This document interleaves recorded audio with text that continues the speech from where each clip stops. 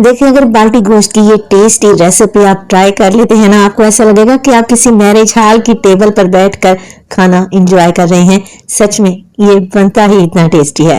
बिस्मिल्लाहिर्रहमानिर्रहीम, अस्सलाम वालेकुम। खुश रहें, आबाद रहें, जहां भी रहें हैप्पी रहें और हेल्दी रहें।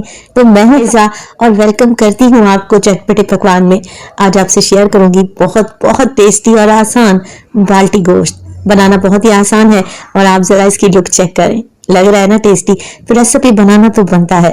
रेसिपी अच्छी लाइक कर दिया, चटपटे पकवान को सब्सक्राइब भी कर लें। तो चले फिर जल्दी से ये टेस्टी बाल्टी गोश्त बनाना स्टार्ट कर लेते हैं।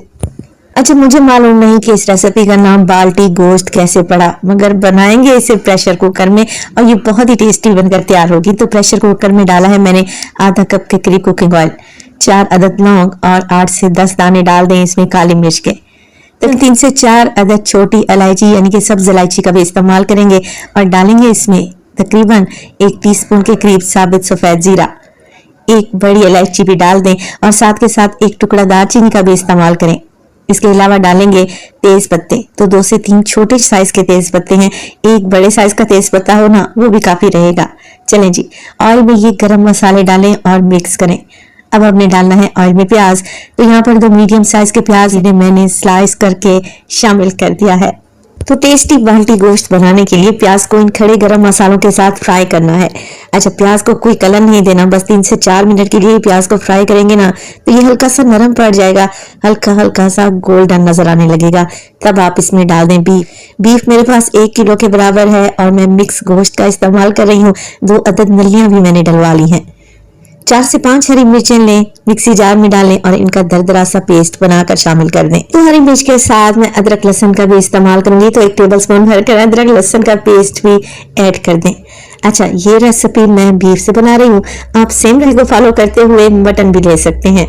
चलें जी, अब गोश्त की भुनाई कर लेंगे इतनी के जो गोश्त का कलर है वो चेंज हो जाए, अदरक लहसुन का कच्चापन चला जाए और मीट जो अपना पानी छोड़ेगा ना वो भी ड्राई हो जाए। तो इसे भूनने में आपको लगेंगे 7 से 8 मिनट। लगातार मिक्स करते हुए गोश्त की भुनाई कर लें। तो माशाल्लाह से देखें, अदरक लहसुन से अच्छी सी खुशबू आने लगी है, बीफ भी भुनकर तैयार हो चुका है। अब इसमें डाल दें टमाटर। तो 2 बड़े साइज के टमाटर हैं जिन्हें मैंने स्लाइस करके डाल दिया है। इस तरीके से टमाटर काटेंगे ना जल्दी घुल कर तैयार आएंगे। टमाटर के साथ ही डालूंगी मैं 1 टीस्पून नमक, इसके अलावा जीरा पाउडर 1 टीस्पून शामिल करेंगे। इसमें धनिया पाउडर 1 टेबलस्पून भरकर और इसके अलावा डालेंगे इसमें पिसा हुआ गरम मसाला 1/4 टीस्पून के बराबर। कुटी हुई लाल मिर्च का इस्तेमाल करेंगे 1 टीस्पून और इसमें डालेंगे जी कश्मीरी लाल मिर्च का पाउडर अच्छे कलर के लिए। तो मैं 1 टीस्पून डाल रही हूँ, कश्मीरी लाल मिर्च नहीं है तो स्किप कर दें, छोड़ दें। क्या है ना, सालन का कलर बहुत खूबसूरत आता है इससे, मगर कश्मीरी लाल मिर्च डालने से तीखापन नहीं आता। तो बस मिक्स कर लेंगे अच्छे तरीके से और गोश्त की भुनाई कर लें इतनी कि जो टमाटर हमने इसमें डाले हैं वो बिल्कुल गोश्त में जाकर घुल से जाए।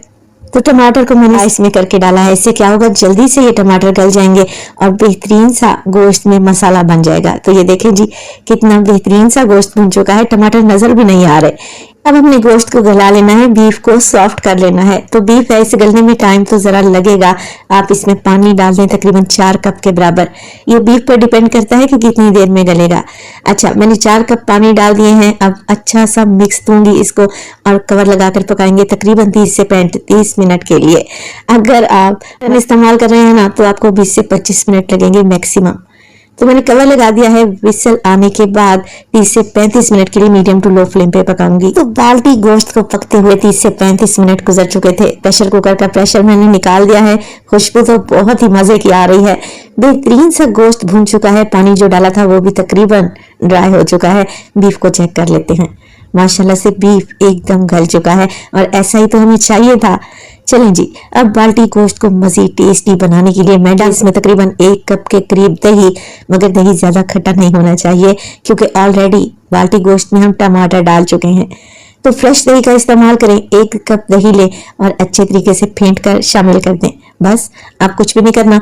रेसिपी स्टेज पर जरा सी भी अच्छी लग रही हो, रेसिपी को लाइक कर दें और चटपटे पकवान को सब्सक्राइब भी कर लें। आप सब लोगों का बेहद शुक्रिया।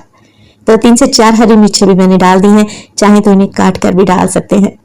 मजीद 4-5 मिनट के लिए पका लिया, दही का कच्चापन चला गया और ऑयल निकलना शुरू हो गया। बस इस स्टेज पर फ्लेम को ऑफ कर दें और डालें इसमें ढेर सारा हरा धनिया। बाल्टी गोश्त की ये आसान और टेस्टी तरीन रेसिपी है। इसे बनाकर और खाकर आपका दिल खुश हो जाएगा, इस बात की तो मैं आपको गारंटी दूंगी। नान के साथ, पराठे के साथ या फिर चपाती के साथ एंजॉय करें। गोश्त का जायका ही बदल जाएगा क्योंकि ये इतना खुशबूदार बनकर तैयार हुआ है, आपको लगेगा कि आप देगी कोरमा खा रहे हैं। तो रेसिपी करें तो अपना फीडबैक लाजमी दिया करें। तो देखें, लग रही है ना टेस्टी, एकदम मजेदार सा बीफ बनकर तैयार हुआ है। रेसिपी ट्राई करें, इंशाल्लाह ताला ये आप सारे फैमिली मेंबर्स को बहुत ही पसंद आएगी। तो अपना बहुत सारा ख्याल रखिएगा, फाइजा को अपनी दुआओं में याद रखिएगा। मुझे दीजिए इजाजत, टिल देन अल्लाह निगहबान।